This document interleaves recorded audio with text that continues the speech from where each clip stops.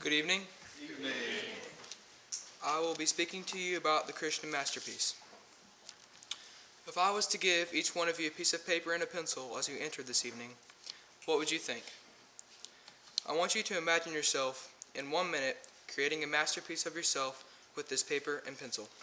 Some of you may feel that this short amount of time would rush you and not give you enough time to complete a satisfactory masterpiece of yourself.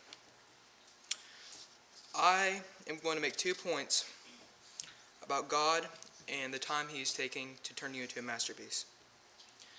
God isn't finished with us. In Paul's letter to Philippi, he says to keep faith in God, for He will finish you. If you will turn to me to Philippians 1 verse 6. Philippians 1 verse 6.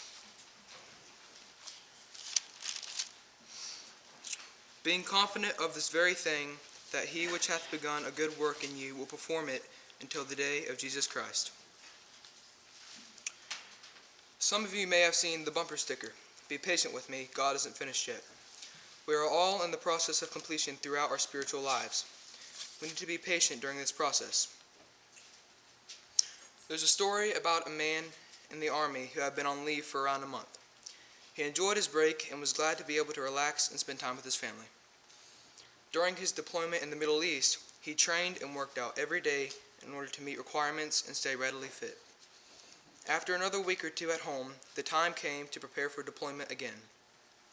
While packing and readying to leave, he found some pictures of himself during his deployment in his bag. He was shocked to see his physical condition in comparison to what it used to be just a short time ago. Our spiritual development is affected by what we do and don't do. It's hard to identify habits and attitudes as they slowly but surely change into something completely different than what we used to be. Sometimes we don't recognize how far we've let ourselves go until it's too late. Some Christians blame their own lack of spiritual effort on others. Some Christians blame the preacher. He doesn't preach well. He hasn't taught us right. Some others blame the church. They don't want me. They don't accept me there. They don't want me to be part of them. And others blame other worldly things. I'm too busy with this. I'm too busy with that. I don't want to stop this sin because it's enjoyable. What the blame game really is laziness. We seem to stall in our spiritual life once we start to blame others for lack of spiritual effort. Once we stall, we feel stuck. We start to subconsciously distance ourselves from God. We no longer see God transform our lives. We are no longer hopeful or optimistic. We start to think that God has given up on us. The truth is, we've given up on God. We have placed limits on God and all that He can do for us in our lives. God's promise is that He will never give up on us. If you would turn to Hebrews 13:15. 13:15. By Him, therefore, let us offer the sacrifice of praise to God continually, that is the fruit of our lips, giving thanks to His name. Isn't it comforting to know that God will never give up on us? When we accept Jesus into our lives, He begins to work on us, and He will finish what He started in spite of the mistakes, bad decisions, sins, and compromising circumstances we face.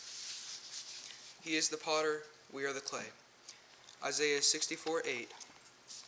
Isaiah 64:8. But now, O Lord, Thou art our Father, we are the clay, and Thou our potter, and we all are the work of Thy hand. Let's consider ourselves as God's pencil, and He is continuing to work in us to make us His masterpiece and to inspire others to live better lives for Him. He needs us to help inspire, nurture, and encourage one another. With every stroke, He is making us a better person and more able to lead our lives in Him.